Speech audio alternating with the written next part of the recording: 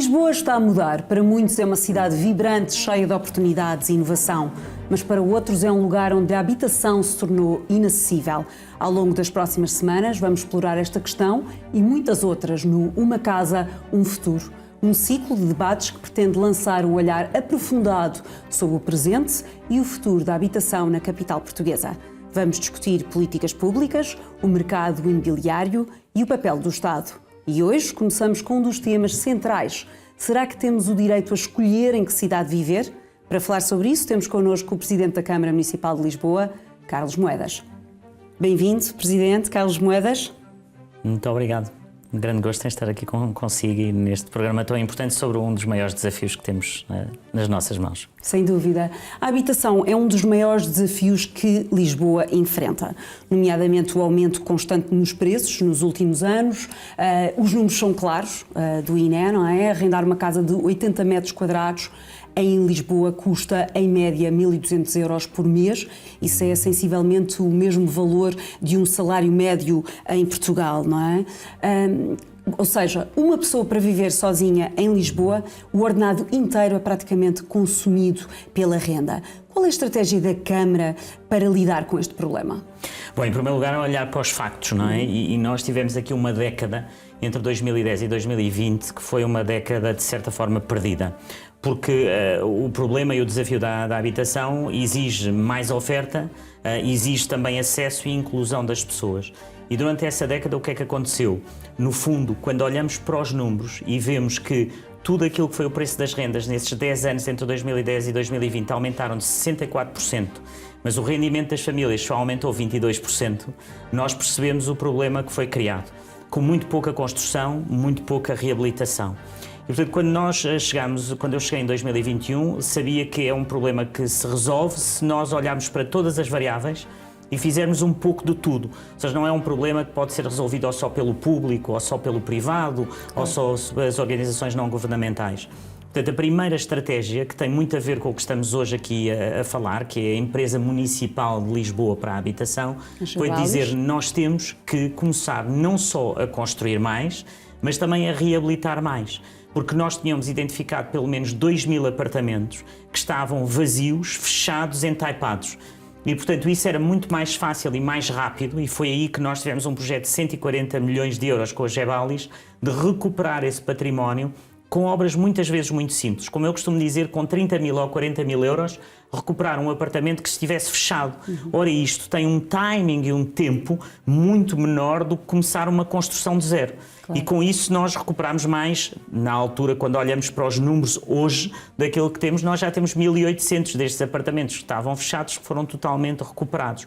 E, portanto, houve um esforço, primeiro, do que é que podíamos fazer no imediato, que era começar a reabilitar o que já está construído, fazer novo, mas também, ao mesmo tempo, ajudar as pessoas a pagar a renda. E, portanto, dentro dessas três facetas de pensar o problema, também utilizámos aquilo que é imediato, que é dizer, uma família em Lisboa que esteja a pagar mais de 1/3 do seu rendimento, e falava aí das rendas tão caras, alguém que esteja a pagar mais de 1/3 do rendimento da família, então, em renda, nós pagamos a diferença. Por exemplo, imagine uma família que, numas condições difíceis, com 1.000 euros de rendimento e que paga mais do que 300 euros de renda, há um problema. Então, o que nós fazemos é limitamos a tal 1/3 dos 1.000 euros, que seria à volta de 300, e se a renda fosse mais, a Câmara paga a diferença.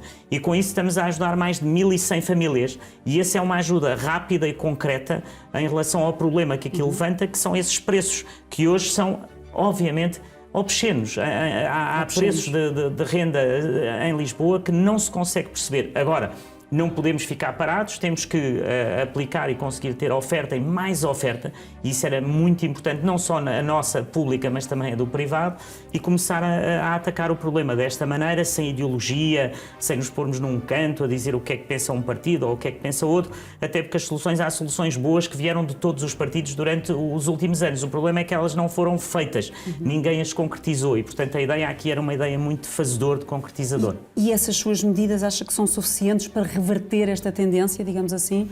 Eu acho que quando olhamos, por exemplo, para aquilo que fizemos no privado, que nestes 3 anos nós, no fundo, licenciámos mais de 10 mil habitações, 10 mil fogos, como se diz na parte técnica, eu acho que conseguimos dar a volta a um serviço, por exemplo, municipal de urbanismo que estava muito parado, com muito licenciamento que estava atrasado e, portanto, conseguimos dar a volta.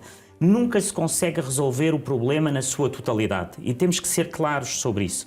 O problema consegue-se mudar o paradigma, conseguimos aumentando a oferta, conseguimos até porque já vimos nos números que as próprias rendas no último trimestre começaram finalmente a baixar. Claro que elas são muito altas e, portanto, o baixar depende de quanto, mas já há um sinal e isso é importante porque houve mais oferta no mercado, tanto privada como pública. E, portanto, é esse caminho que nós temos que continuar. Qual é o problema, para mim, maior hoje na cidade? É que nós temos conseguido ajudar aqueles que são os mais vulneráveis, mas não estamos ainda a conseguir ajudar como devíamos e temos que fazer mais aqueles que são os jovens profissionais, os polícias, os professores, os enfermeiros, jovens profissionais que também já não conseguem pagar a renda e têm uma boa profissão, ou seja, têm profissões muito importantes para a cidade. E, portanto, essa faixa que até agora muitos deles não eram ajudados, porque nós conseguíamos ajudar, imagine, famílias que tinham um rendimento abaixo dos 500 euros, o que são famílias numa situação mesmo muito vulnerável, conseguíamos ajudar famílias que estavam acima dos 870 por mês, 870 euros, que ainda é muito baixo, mas depois havia um grupo de famílias que nós não conseguíamos ajudar, que era entre 500 e 870. Ora, isto criava uma injustiça terrível. É que alguém que tivesse com um rendimento muito baixo não tinha incentivo a encontrar um emprego, porque se o rendimento aumentasse já não era ajudado. Claro. E, portanto, nós estamos, pelo menos pela primeira vez, a conseguir ajudar os vários grupos, os vários segmentos e, sobretudo, a aumentar a oferta de habitação pública, que é muito importante, e essa é a função da Câmara, é aumentar essa oferta. Claro. E com 3 anos de mandato, qual é o balanço que faz do trabalho realizado nesta área da habitação e que mudanças significativas é que já os lisboetas podem notar? Bom, eu costumo dizer que cada família, nós nos 3 anos entregamos aliás, na última segunda-feira, o último número que eu tenho, porque nós entregamos a cada família, são 2.432 casas, 2.432 habitações, mais as 1.000 que ajudamos. De certa forma, estamos aqui a falar de 3.400 famílias que, de outra maneira, não tinham casa, não é?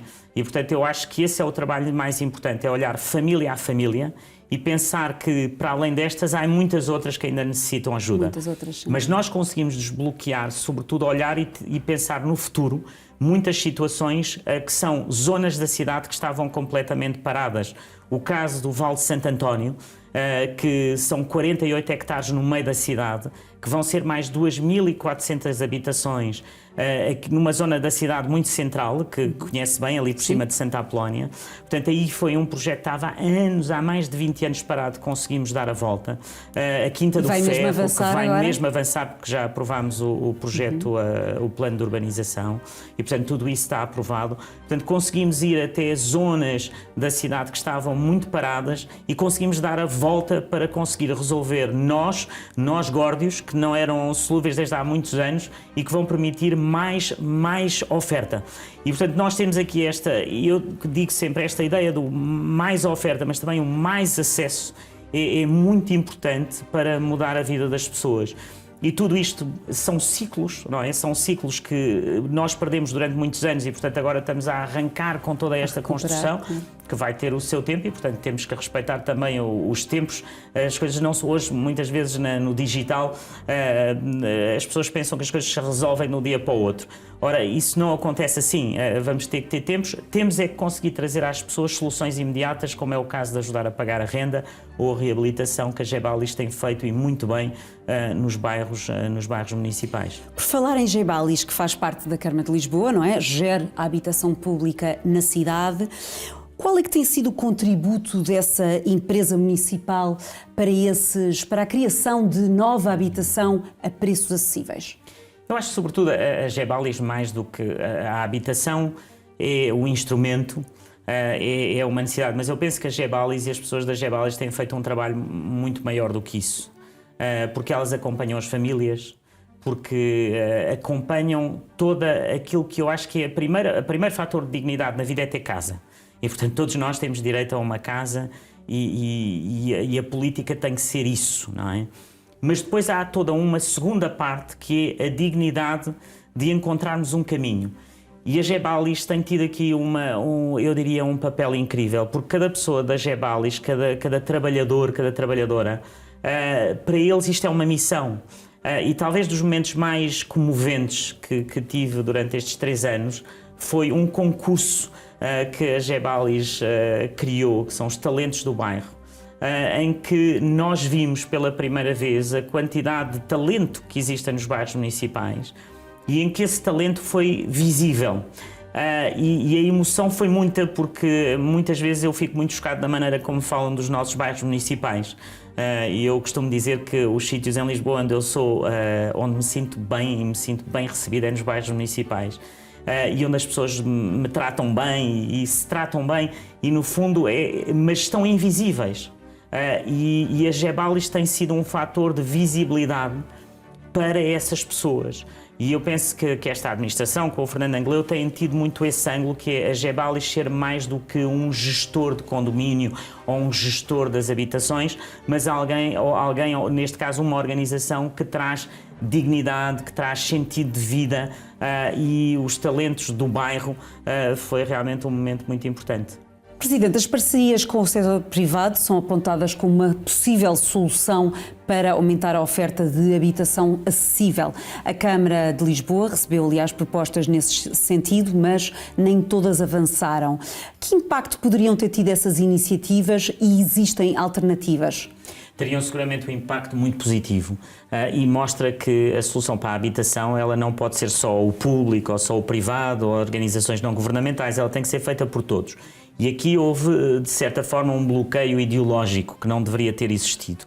E porquê? Porque nós precisamos dos privados. E a ideia destas concessões era que nós fazíamos, no fundo, dávamos o terreno por 90 anos aos privados, eles construíam uma parte acessível e uma parte para eles poderem ter no mercado livre, mas tinham que ter algum rendimento, ou seja, nós não podemos obrigar os privados a não ter rendimento ou a perder dinheiro. E, portanto, o modelo anterior, que vinha do executivo anterior, era um modelo em que os privados não quiseram participar. Porquê é que eles não quiseram participar? Porque não ganhavam nada com isso. E a questão aqui, Marta, é que os privados querem participar na vida pública e estão dispostos a ajudar. Agora, não estão dispostos a perder dinheiro, e isso é algo que nós, na política, temos que perceber que, ideologicamente, se nós lançarmos alguma coisa para os privados perderem dinheiro, eles não fazem. Agora, eles não estavam à espera de ter o rendimento que têm num projeto normal. Portanto, nós estamos a lançar exatamente com essa ideia, que é conseguir que a oposição aprove e conseguir levar para a frente esta ideia de que os privados podem ajudar e querem ajudar, mas num modelo que faça sentido, em que uma percentagem é acessível, outra percentagem é mercado livre, nós damos o terreno por 90 anos e eles podem ter um mínimo rendimento, mas têm que ter algum rendimento, senão não acontece. Mas eles estão dispostos a ajudar e, portanto, era muito importante que isso acontecesse. E tem alguma alternativa para ir compensar? A alternativa que nós temos neste momento é sermos nós a fazer e, portanto, continuamos a construir e já, como lhe disse, neste mandato foram mais de 2.400 fogos entre uns reabilitados, que é mais rápido, os tais 1.800, mais 600 novos, e continuamos também a ajudar a pagar a renda às pessoas. Mas cá está, para se resolver o problema da habitação, nós precisamos de muitas variáveis. Não há aqui uma bala de prata que de repente tudo fica resolvido, isso é impossível. E, portanto, este era mais um instrumento que era necessário. Não havendo este, fazemos com os outros que temos estado a fazer muito, mas faz muita falta ter aqui também a participação dos privados nesta área da habitação, o que é importante também para os privados, porque uma cidade hoje, uma cidade não pode ter só, uma cidade tem que ser sempre uma malha da diversidade, tem que ser pessoas de todos os tipos, de todas as profissões. Nós não podemos ter uma cidade em que de repente não temos polícias que não podem viver na cidade, professores, enfermeiros que não podem pagar a renda. Não podemos deixar que isso aconteça. Portanto, os próprios privados querem ajudar, mas só ajudam numas condições mínimas para conseguirem fazer aquilo que é uma função do Estado, mas que eles estão dispostos a ajudar se tiverem essas condições. Portanto, é nisso que nós trabalhamos. Eu não vou desistir de conseguir passar isso em reunião de Câmara e espero que os meus colegas vereadores, membros de outros partidos, percebam que isso é essencial. Aliás, é muito interessante porque falava de alternativas. Nós lançámos cooperativas. As cooperativas é dar o terreno a um grupo de pessoas ou a uma associação para construírem. Já lançámos uma, vamos lançar 5. Uma ideia típica do Partido Comunista Português.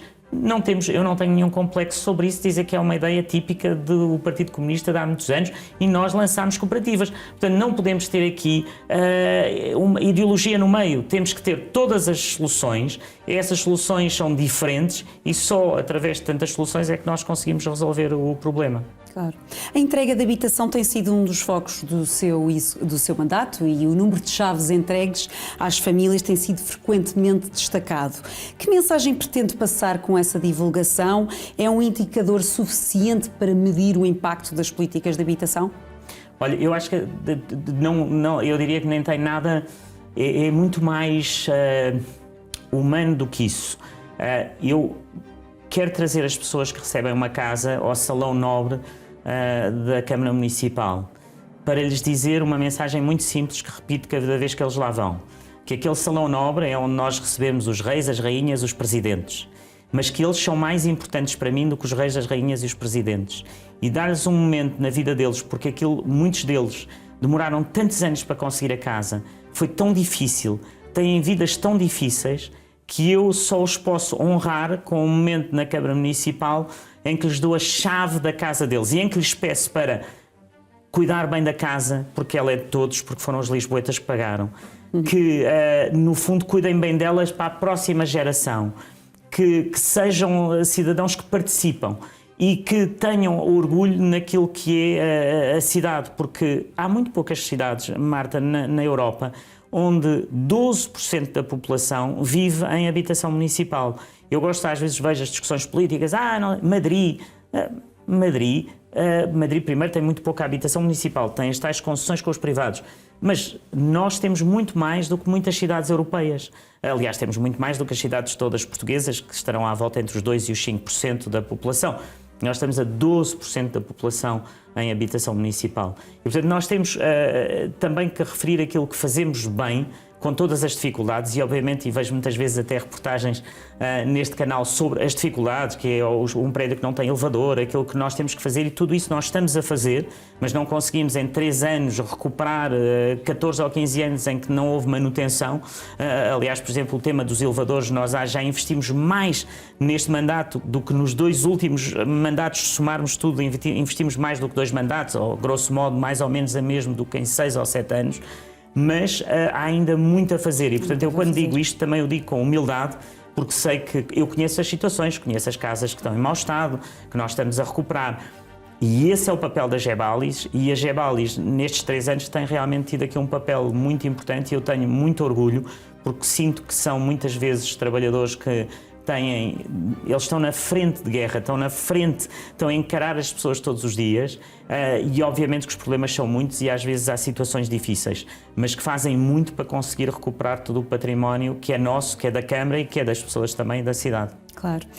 O seu executivo tem sido criticado por não construir habitação suficiente, apesar dos fundos do Plano de Recuperação e Resiliência, PRR, um programa financiado pela União Europeia para impulsionar investimentos estratégicos. Está ou não a ser construída nova habitação na cidade? Sem dúvida. Eu, quando lhe falo destes 2.400 apartamentos que entregámos nestes 3 anos, falei que 1.800 eram reabilitados, mas os outros 600 foram construção nova. E ainda vamos ter muito mais construção nova. Só que a construção nova do zero, imagine, tem que haver um projeto, tem que haver um concurso, tem que haver uma adjudicação, tem que haver uma consignação. Tudo isto demora muito tempo. Mas já construímos 600 e vamos construir muitos mais, porque temos muitos em calha para os próximos anos e assinámos com a União Europeia talvez o maior contrato de habitação desde há 30 anos, quando foi o plano de recuperação das barracas de Lisboa, ainda na altura com o presidente Nuno Cruz Abcacis e depois com o Jorge Sampaio, foram 560 milhões de euros que assinámos com a União Europeia. Portanto, nunca tinha sido encontrado, nunca tinha havido um contrato de tal ordem grande como este para a habitação em Lisboa. Onde e com que impacto? Onde e com que impacto? O impacto de muitas casas a construir, estamos a falar desde Marvila, estamos a falar no Beato, estamos a falar depois no Val de Santo António, na Quinta do Ferro, no Casal do Pinto, estamos a falar nos bairros de Lisboa, o bairro Padre Cruz, o bairro da Boa Vista. No bairro da Boa Vista temos uma escola, que é uma escola fantástica, que acabamos, construímos uma creche, temos 100 e tal casas que estão a ser construídas, portanto temos bairros em Lisboa que estão a ser completamente mudados, em que as pessoas fossem lá ficavam espantadas pela qualidade, por exemplo, desta escola, que é a Escola Gonçalo Ribeiro Teles, que é uma escola de primeiríssima categoria no bairro da Boa Vista. Depois o bairro Padre Cruz. Estamos também a construir no centro da cidade, como é o caso de Entre Campos, e noutras áreas da cidade. Portanto, há muita construção, contudo também o que isso cria também na cidade, de obras, mas elas são importantes para a cidade e, portanto, vamos continuar a fazer, mas o impacto é grande. Mas vai demorar os seus tempos e é isso que tem que haver também da parte das pessoas, essa compreensão. O Instituto da Habitação e da Reabilitação Urbana, a responsável pela gestão dos fundos do PRR, tem sido apontado como um entrave devido à demora aos pagamentos. Aliás, nos pagamentos. Essa situação já está resolvida? Não está totalmente resolvida, está muito melhor. E isso é um bom sinal, mas ainda falta muito. Houve aqui um engano para os autarcas, que foi que nós olhámos para o PRR como um montante que iríamos receber para depois poder construir. Ora, nós assinámos o papel, eu assinei 560 milhões, mas eu tenho que pagar eu primeiro, vamos imaginar como se eu fosse um dono de casa. Exato. Eu tenho que pagar com o meu dinheiro e depois esperar que a Comissão Europeia, através do IRU, me pague. E ora, isto cria problemas de tesouraria grandes quando nós temos 560 milhões e, portanto, tem sido muito difícil de gerir porque esse dinheiro não tem chegado a horas do IRU. Está a melhorar? Está. Está longe de estar resolvido? Ainda está longe de estar resolvido. O programa do seu executivo, Morar Melhor, promete reabilitar bairros municipais com o objetivo de melhorar a qualidade de vida das famílias que aí vivem. Quanto é que está a ser investido e qual será o real impacto nas condições de vida dessas pessoas? Bom, nós tivemos aqui na Gebalis realmente programas incríveis, desde o Morar Melhor, que eu acho que neste executivo já ultrapassámos os 140 milhões para recuperação e reabilitação dos imóveis. Devemos ter agora alguns 40 edifícios em obra neste momento. Portanto, nós temos aqui um trabalho que é feito e que é visível. Ainda vinha para aqui agora e passei em vários sítios, desde a Avenida de Ceuta, ali por trás das Olaias, e a pessoa de repente olha e vê os edifícios estavam velhos, escuros, tudo isto agora com outra cor, e isso muda a cara da cidade e também muda de certa forma o próprio sentimento de quem lá vive. E, portanto, esse investimento, eu acho que nunca tinha havido um investimento desta ordem em termos de morar melhor nos bairros, porque nós não podemos também ter sempre esta atitude que é, estamos a construir novo, mas agora esquecemos tudo o que é antigo. Não, o que é antigo tem que ser preservado, tem que ser mantido, e as pessoas têm que sentir essa dignidade. E, portanto, quando o trabalho que a Gebalis tem feito durante estes 3 anos, tem sido, eu às vezes até me pergunto como é que eles conseguem, porque a quantidade de obra, a quantidade de adjudicações que têm feito, como lhe digo, eu penso que devem haver 40 ou 50 edifícios neste momento em obra, com muitos outros a recuperar, por exemplo, os elevadores, em que estamos a fazer uma obra enorme, porque havia muitos elevadores que estavam avariados, que as pessoas têm imensos problemas, ainda algumas têm, mas estamos a fazer essa obra, já são quase 14 milhões nos elevadores. Portanto, todas estas obras no seu conjunto têm um impacto muito grande também na maneira como as pessoas se sentem e vivem os bairros. O Presidente tem destacado a importância de não termos uma cidade esquecida, referindo-se a zonas da cidade que têm sido negligenciadas ao longo do tempo. Como é que essa abordagem se reflete na prática? O que é que tem sido feito para garantir que todas as áreas da cidade, incluindo as mais marginalizadas, como já falámos aqui, recebam a devida atenção e investimento? Eu penso que é todo o conjunto de políticas públicas. Quando se fala em partes esquecidas, estamos a falar também de mobilidade, não é? Nós tivemos aqui, criámos estas carreiras de bairro, em que em certas zonas nos bairros em que os transportes não chegavam, construir carreiras em que o autocarro da Carris, ele faz uma volta dentro do bairro, em que as pessoas dentro do bairro tinham que ir a pé ou era muito longe, não conseguiam. Portanto, estamos aqui a falar de mobilidade, estamos aqui a falar de espaço público, porque há toda esta parte que a Gebalis faz, que é muito mais do que só a casa por dentro, mas a casa fora, ou seja, os jardins, o verde, as obras, tudo isso está a ser feito para valorizar a cidade.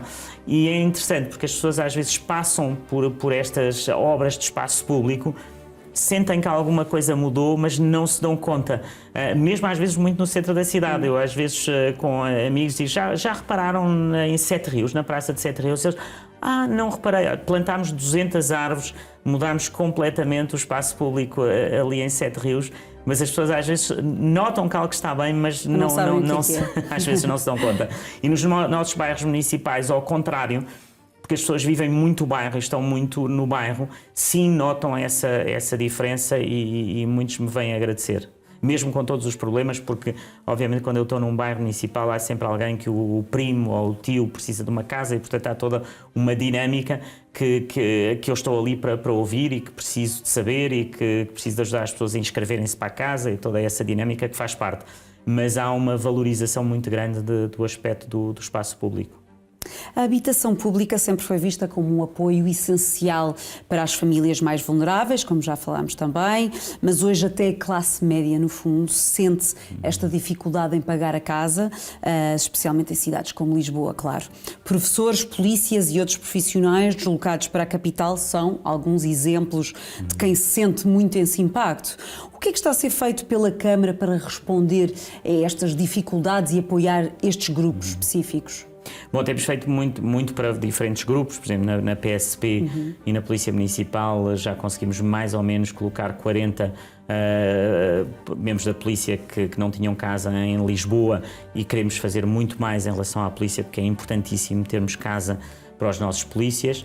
Depois, nos nossos programas de renda acessível, temos um conjunto de jovens profissionais, sejam arquitetos, professores, enfermeiros, jovens médicos, no caso de Entre Campos, onde acabámos agora mais um edifício, e portanto estamos a criar muitas oportunidades para a habitação chamada acessível, que é exatamente para este conjunto de jovens que têm salários, que são salários, obviamente, do nosso país, que são salários baixos, mas que não conseguem pagar uma renda em Lisboa. E, portanto, queremos acelerar ainda muito esses programas com os tais 560 milhões de euros para conseguir ajudar mais. Mas dentro deste número dos 2.400 casas que já entregámos, estamos aqui a falar de muita habitação também acessível, não só o que eu chamo a habitação apoiada, que é para os que mais precisam. E a Câmara tem planos também para apoiar trabalhadores essenciais que estão a ser marginalizados pela especulação imobiliária, por exemplo? Sim, esse é o caso que falei da PSP e estamos agora a arrancar com um novo projeto para encontrar. Ainda hoje estive reunido com o Secretário-Geral do Ministério da Administração Interna para encontrarmos um edifício específico para a Polícia de Segurança Pública e para poder ter polícias de segurança pública que não conseguem pagar a renda em Lisboa. E estamos, nos nossos programas de renda acessível, também a encontrar concursos específicos para enfermeiros, professores, que hoje têm essa dificuldade em pagar a renda. E ainda temos muito pela frente, porque há ainda muita dificuldade. Mas quando olhamos para a oferta privada, nós também devemos olhar para o aumento dessa oferta privada. Quando nós dizemos que conseguimos licenciar mais de 10 mil casas, isso também tem um efeito, seguramente nos preços que está a falar, que eles consigam diminuir. Portanto, se nós não tivermos a oferta privada, então os preços continuam sempre a aumentar. E, portanto, nós temos de ter aqui também do lado privado um aumento da oferta que faça com que os preços das casas possam finalmente começar a baixar. Eu acho que, de certa forma, já estão a estagnar e agora precisamos daqui a uma baixa para poder levar toda uma classe de jovens profissionais a poderem ou arrendar ou comprar, o que está muito difícil e há muitos anos que está muito difícil, mas eu acho que também sem aumentar a oferta nós não conseguimos. Isso está provado economicamente. Temos que aumentar a oferta para conseguir controlar o preço. Claro. E falando aqui um bocadinho mais de outro tema, de turismo, alojamento local, muitos apontam o turismo e o investimento estrangeiro como os grandes culpados pela escalada de preços da habitação. Qual é o real impacto destes fatores depois no mercado habitacional e como equilibrar o desenvolvimento económico da cidade com o direito à habitação dos seus residentes? Bom, eu acho que, em primeiro lugar, nós temos que ver as coisas como elas são. O turismo em Lisboa são 20% da nossa economia e é 25% do emprego. E, portanto, nunca podemos, ao falar de turismo, esquecer a parte positiva do turismo, sem dúvida, que é de muitas famílias que dependem do turismo para viver.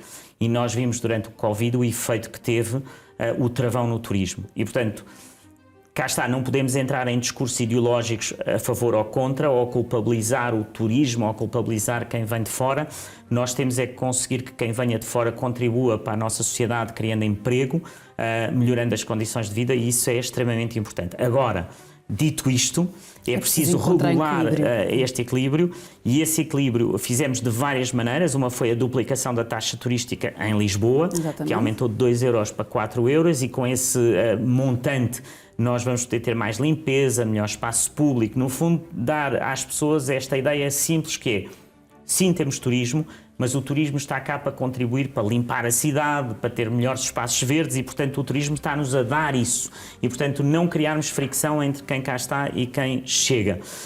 Depois é preciso também que os próprios, não os turistas, mas aqueles que vêm para cá e que se instalam cá, que são o talento que vem de fora, que também criem aqui oportunidades de emprego para o talento que cá está. E isso é um bocadinho aquilo que temos feito com a fábrica de unicórnios, onde hoje já temos mais de 14 destes unicórnios de grandes empresas, mas que criaram mais de 15 mil postos de trabalho. Portanto, isso também é muito importante para a cidade.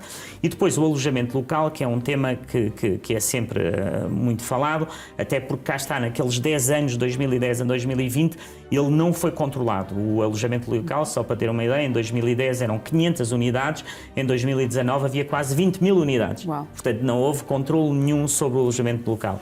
O que é que nós passámos? Passámos um regulamento, depois de muito esforço, para limitar o alojamento local na cidade à volta dos 5%. Isto para os telespectadores perceberem, portanto, à volta de 5%. O que é que isto quer dizer? Por cada 5 apartamentos de alojamento local tem que haver 100 apartamentos de não alojamento local. Portanto, se olhássemos para um bairro ou para uma freguesia, este era o rácio máximo que nós podíamos ter.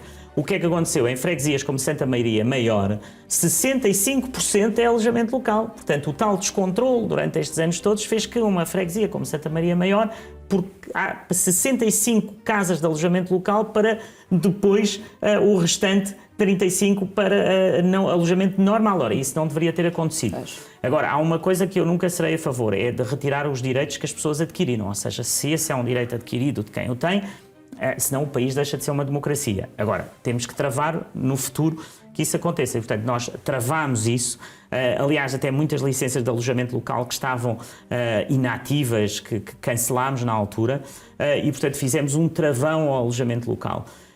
Mas, também, mais uma vez, e isto é que eu acho que na política tem que ser feito, muitas famílias, no fim do mês, também dependem do alojamento local. Durante a Troika, muitas famílias perderam o seu emprego, conseguiram, através de poupanças familiares ou alguma pequena herança que tinham recebido, ter um apartamento de alojamento local para poderem viver. E, portanto, nós não estamos aqui a falar, na maioria dos casos, de um papão capitalista com muitos alojamentos locais. E, portanto, eu, quando falo com a Associação de Alojamento Local, falo como pessoas, eu diria que pessoas como nós, não são grandes empresas, são pessoas como nós que tiveram numa dificuldade na vida e que se dedicaram ao alojamento local. E, portanto, também temos de ter muito respeito por elas, e não podemos aqui estigmatizar toda uma classe de pessoas que vivem do alojamento local, e para já não falar de empresas que também depois por trás do alojamento local, que desde que empresas para lavar os lençóis, para fazer, para limpar as casas, etc. Portanto, há todo um setor. E, portanto, temos de ter um equilíbrio. O equilíbrio foi fazer este travão no alojamento local e, portanto, nas freguesias mais castigadas não pode haver mais alojamento local, portanto, está parado. Aliás, ele tem estado praticamente em número de licenças parado desde que cheguei. Não tem havido mais licenças de alojamento local. Agora, chegou-se a um ponto em que já estávamos num excesso de alojamento local. E, aliás, tem sido uma tendência de muitas cidades europeias, não é? E muitas que tomaram medidas mais drásticas para travar o alojamento local. Por exemplo, Berlim proibiu o arrendamento de apartamentos inteiros a turistas em plataformas como o Airbnb. Barcelona vai eliminar todos os apartamentos turísticos até 2029. Lisboa deve seguir esse caminho? Temos algo a aprender com essas cidades? Olha, com toda a sinceridade, eu sou muito contra as proibições, ou seja, proibir tudo. Eu acho que isso o radicalismo assusta-me imenso. Não gosto nada de medidas radicais. Acho que devemos olhar para o alojamento local, encontrar um equilíbrio. Por exemplo, há freguesias em Lisboa que quase não têm alojamento local, portanto, poderiam ter alojamento local. E, portanto, eu acho que há aqui um equilíbrio e não acho que as cidades que tenham ido por esse caminho da proibição total, e eu costumo dizer, eu estou a dizer isto quando sou o próprio que digo que deveríamos limitar o número de tuk-tuks, mas não é acabar com os tuk-tuks, é limitar o número. Temos neste momento mais de 1000 tuk-tuks em Lisboa e eu acho que devemos ter um bocadinho menos. Vê-se uns todos atrás dos outros. Exato. Ou o caso dos TVDs. Portanto, deve haver limitações, deve haver regulação, mas não deve haver proibição nem no alojamento local, nem nos TVDs. Deve haver um limite. Quando nós não temos limite, o que é que faz? Cria fricção na sociedade, as pessoas revoltam-se e isso é que leva a isso. E, portanto, é muito interessante ver que, por exemplo, uma cidade como Paris, que no fundo de repente proibiu as trotinetes. Porquê é que proibiu as trotinetes? Porque no fundo não tinha feito nada para as regular. Então depois a solução é sempre radical. E eu acho que no alojamento local eu também não queria chegar a esse ponto, que é no fundo a fricção total, e em que nós depois vemos estas coisas quase, eu diria, esquizofrénicas, de repente movimentos sociais para acabar com determinado setor ou com um produto. Eu acho que isso é muito negativo para a sociedade. Portanto, a função do Presidente da Câmara também é deixar que isso não aconteça, não é? Que esse tipo de fricções não levem a um ponto em que as cidades começam a proibir, porque no dia em que começam a proibir, depois não sabemos onde é que acaba a democracia. Portanto, a solução será aqui encontrar mais regulação, no fundo. Se nada for feito, Lisboa corre o risco de se tornar uma cidade só para ricos e turistas? O que é que está a ser feito para garantir que daqui a 10, 20 anos esta ainda é uma cidade para todos? Eu acho que esse é o direito à cidade, não é? E esse direito à cidade é algo que está na função de ser Presidente da Câmara na nossa cabeça desde manhã até nos deitarmos. E quando se fala no que é ser Presidente da Câmara, ser Presidente da Câmara é sobretudo um trabalhador da área social, não é? E quando, repare, quando se olhar para as contas da Câmara e ver onde é que eu, como Presidente da Câmara, mais investi, foi na habitação. Não há nenhuma outra área em que eu tenha investido mais de 560 milhões de euros na Câmara e, portanto, veja o caso de outras áreas sociais. A área social para Lisboa foi isso. Estava-me agora a lembrar, porque a Gebalis teve aqui também um papel muito interessante, que já agora gostava de lhes agradecer, que tem a ver com as clínicas de proximidade. Nós sabemos que muitos lisboetas não têm médico de família e, portanto, a Gebalis arranjou, já vamos na segunda, temos no bairro do Armador, temos na Alta de Lisboa, uma pequena clínica que fomos arranjar um médico, um enfermeiro e um nutricionista. E, de repente, já demos mais de 700 consultas. As pessoas não precisam de marcar consulta, vão lá às segundas, quartas e sextas ou 3 dias por semana e têm um médico, um enfermeiro e um nutricionista. Portanto, está a ver, a área social numa cidade é o mais importante. Exatamente porque eu tive uma experiência também muito americana, de certa forma, de viver nos Estados Unidos, e eu vi o que é que era o topo da inovação numa cidade como São Francisco ou mesmo Boston em certas áreas, e em que de repente há o topo da inovação, do talento, mas depois não há malha social. E isso cria uma fricção que pode destruir o próprio projeto de inovação, o próprio projeto de ter ou seja, parte da proteção social é a base de um Presidente da Câmara. É o que eu todos os dias me perguntar, 80% do meu tempo é parte social da Câmara, seja ela na saúde, seja ela na habitação, seja ela nas pessoas em situação de sem-abrigo. E isso de certa forma, é quase um bocadinho um trauma de ter visto nos Estados Unidos, que me leva a saber que eu tenho que ter sempre a minha cabeça no investimento social, Porque depois a parte da inovação, que eu também gosto muito e que invisto, ela é feita pelos atores privados na maior parte das vezes e eles fazem isso muito bem. Agora, a parte social, que é o que estamos a falar aqui hoje, em que a base dessa parte social é a habitação, é a minha maior preocupação, é o meu maior investimento e é onde eu passo mais tempo. Presidente, estamos mesmo aqui a terminar, já falámos um pouco de como a classe média também está a enfrentar muitas dificuldades a nível da habitação. Um barómetro da Fundação Francisco Manuel dos Santos concluiu que quase 2/3 das famílias, ou seja, 6 a cada 10 pessoas, sente dificuldades em pagar empréstimos ou a renda da casa. E 1/3, se perdesse a casa, não teria para onde ir. Estamos a assistir a uma mudança de paradigma? Eu penso que há muitos anos, como lhe digo, houve um erro que foi, no fundo, durante 10 anos, praticamente em Lisboa, não houve construção da habitação municipal. E esse erro que não é uma questão de eu estar a culpabilizar o passado. Os erros acontecem por muito contexto e, portanto, eu aqui não estou a fazer nenhuma queixa ou nenhum lado político. Estou só a dizer, ao separar a construção durante tantos anos em que os números do INE apontam para menos de 30 casas municipais construídas por ano, levou a que se criasse uma redução de tal ordem na oferta que criou esse problema. A juntar a isso também aquilo que foi o aumento do preço de rendas no privado, com o pouco aumento de rendimento devido a uma economia estagnada, de pouco crescimento nos últimos anos, levou a este caso. Agora, não vamos pôr mãos à obra, não nos vamos queixar do passado, vamos começar a ter medidas, como eu digo, que têm que ser imediatas, que é o caso de ajudar as pessoas a pagar a renda e, portanto, nesse caso que me falam de pessoas que podem ficar sem conseguir pagar a renda, dirijam-se à Câmara, nós ajudamos mais de 1000 famílias, podemos ajudar muito mais, podemos ajudar 2000, portanto é um concurso que está aberto para as pessoas poderem pedir ajuda e essa ajuda é ajuda para pagarmos um pouco da renda delas e, portanto, nós fazemos isso, como continuar a construir, como continuar a reabilitar, é isso que fazemos todos os dias. Muito obrigada, Presidente Carlos Moedas, pela sua presença. Lisboa continua a ser uma cidade de oportunidades, mas o acesso à habitação é um dos seus maiores desafios. Será que podemos escolher onde viver ou será que o mercado decide por nós? Este debate não termina aqui. Ao longo das próximas semanas vamos continuar esta conversa com diferentes especialistas e protagonistas do setor da habitação. E assim que nos acompanhou, até ao próximo domingo com Uma Casa, um Futuro.